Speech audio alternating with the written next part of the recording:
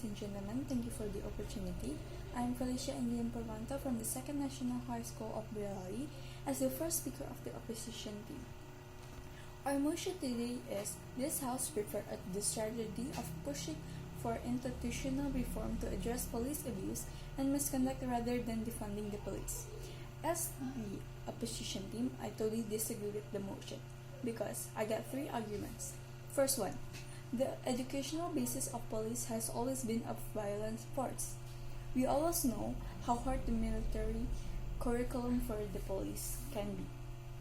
At the time of their studies, they are treated and taught by violence, which lead them to a disciplined and professional character. They are not to be provoked by several made-up, heart-touching stories to escape from consequences of committing a crime. Second, police punishments are essentially useless. Why? Because if you can see, the police punishments given are such as temporary detention or being demoted. That is the punishment that doesn't have a long-lasting effect, and also a punishment that is reversible. As you can see, to be promoted, it will be so easy for a police. My third argument is police currently are dealing with calls about mental illness, homelessness, domestic disputes, barking dogs, neighbor playing loud music, and various non-criminal activities on top of actual violations. They are called more for minor shoplifting to kids speeding up rather than murder. We are blaming every societal failures we call the cops to solve. That is too much to ask for them. Police were never meant to solve the problems.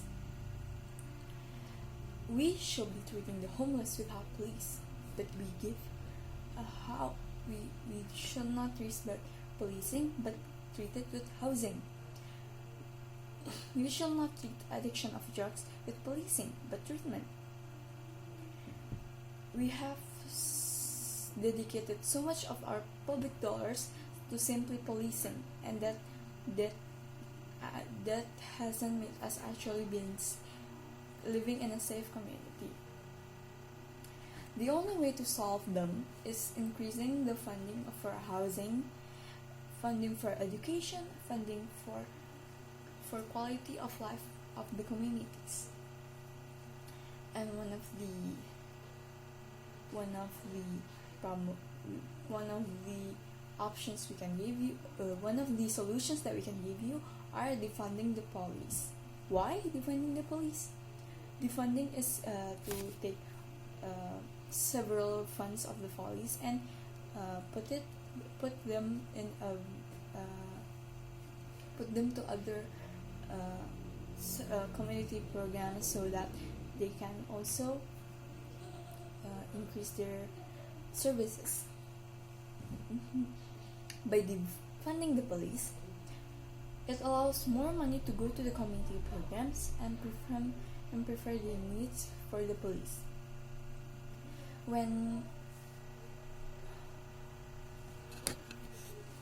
As you can see, when neighborhood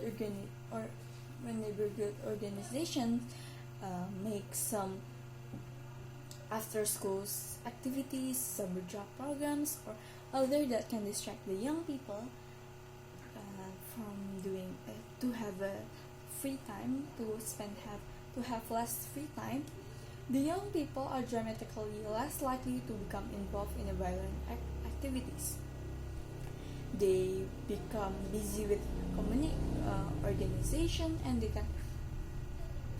they even give services to the community.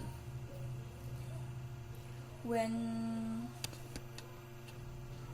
you can support more of our local drug treatments, rehabilitation, we can also support so people doesn't fine for the police, so the police doesn't have to misjudge them, because police are teach by violence, so they cannot they don't have time for hearing out your stories about this, about that. So police should be facing a real crime rather than small non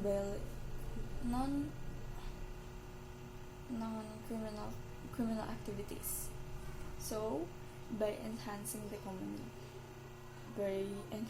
community programs around the police, so they can also help the police job lesson and also help the community to become better. When the community becomes bigger, the city becomes safer. The organization can abandon lots and turn them into green spaces. Violence will fall. And when community non-profits proliferate across a city, the cities become safer. And so, when as we try to build our community, violence can lower down and we can be living in a safer environment. So now that we know defunding the police brings a great impact, not only for the police department, but also the society around them. That's why defunding the police is a better solution rather than institutional reform. That's all. Thank you. Stay safe and have a great day.